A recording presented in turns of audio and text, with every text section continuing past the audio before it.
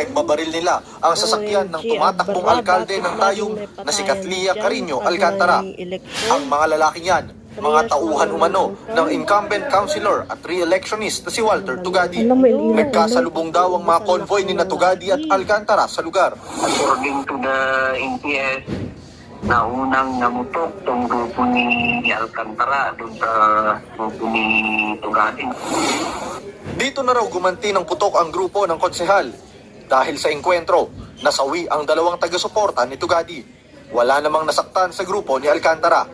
Nang rumesponde ang mga polis, naharang nila ang itim na pick-up ng grupo ni Tugadi. Nahulihan nila ang driver nito ng 2 baril. Dahil dyan, mahaharap siya sa reklamong paglabag sa election gun ban. Iniimbestigahan na raw ng Tayum pulis ang dahilan ng engkwentro. Inimbitahan na rin daw nila ang magkabilang panig. Ayon naman sa Abra PNP, may mga COMELEC checkpoint pa rin sa probinsya para maiwasan ang mga insidente ng karahasang may kinalaman sa eleksyon.